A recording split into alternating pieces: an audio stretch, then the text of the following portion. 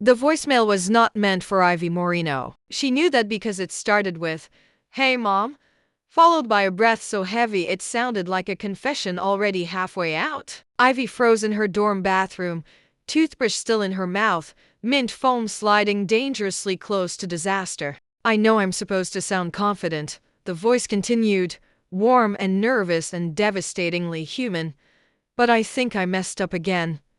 Her heart did something strange. "I met this girl," the voice said. "She wears yellow like it's a personality trait. I didn't talk to her, obviously. I panicked and left." Ivy stared at her phone. The voicemail went on, like it had no idea it was ruining her life. "Anyway," the boy said, voice softer now, "if I don't call you back later, it's because I'm pretending to be cool about it." Click. Silence. Ivy listened to it again, then once more, slower this time, like if she paid close enough attention, she could figure out who he was. She absolutely wore yellow like it was a personality trait. She always had. She typed a message before she could overthink it. "Unknown number. Hi. I think this voicemail was meant for someone else." The typing bubbles appeared instantly, then disappeared, then reappeared. Frantic. "Unknown number.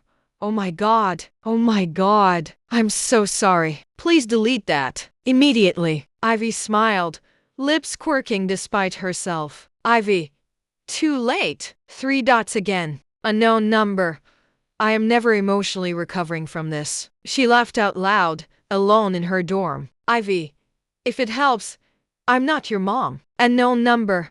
Thank God." That would have been worse somehow. That was how Ivy started texting Theo Park. She learned he was a sophomore film major with a habit of leaving voicemails because typing felt emotionally dishonest. He learned she worked at the campus art desk and used yellow like armor. Their conversation slid easily into place, late-night messages and accidental honesties stacked on top of each other. He told her he overthought everything. She told him she pretended not to. One night, he sent another voicemail. "I like your laugh," he said quietly. "It sounds like you don't apologize for it."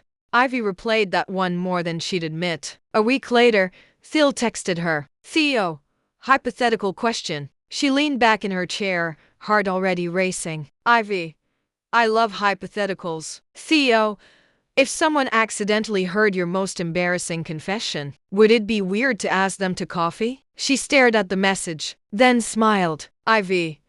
Hypothetically, I'd say yes." He showed up 10 minutes early. She noticed because she always noticed things like that. Theo was taller than she expected, sweater sleeves pushed up nervously, hair like he'd run his hands through it one too many times. He smiled like he wasn't sure if he was allowed to. "Hi," he said. "Hi," she said back. Way too fast. They talked about nothing and everything. He listened like it mattered. She flirted like she wasn't sure she was flirting. When they stood to leave, a girl appeared at their table, heels sharp, smile sharper. She looped her arm through Theo's like it belonged there. "There you are," the girl said brightly. "I've been looking everywhere." Theo stiffened. Ivy felt it instantly. "Oh," Ivy said, stepping back. Theo didn't let go of her. Instead, he blurted, "This is my girlfriend."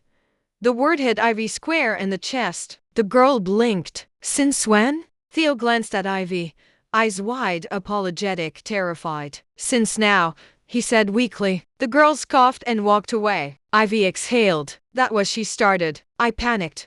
He rushed. "I'm so sorry. I shouldn't have. It's okay," she said, surprising herself. She didn't look friendly. "She's my ex," he admitted. "She thinks we're getting back together." Oh. They stood there, awkward and close. "We could clarify," he offered. Ivy tilted her head, playful. "Or," he looked at her. "We could pretend," she said, "just for a little while."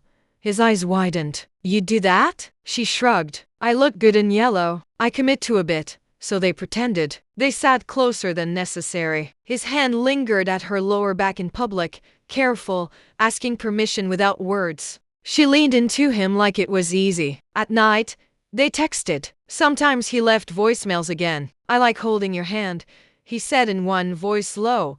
She sent one back. "I like that you asked before you did." Things got complicated fast. Ivy overheard someone say, "Theo's fake girlfriend won't last." Her chest tightened. That night, he didn't call. The next day, she wore gray. When he showed up at the art desk, eyes tired, she said, "We should stop." He went still. "This isn't about pretending," he said softly. "Is it?" She shook her head. He pulled out his phone. "I left that first voicemail on purpose," he admitted. "I just didn't think you'd answer." Her breath caught. "I fell for you before we pretended," he said. "I just needed an excuse to stay." She smiled, heart racing. "Yes," she said. And when his hand found hers this time, it wasn't pretending. It was real.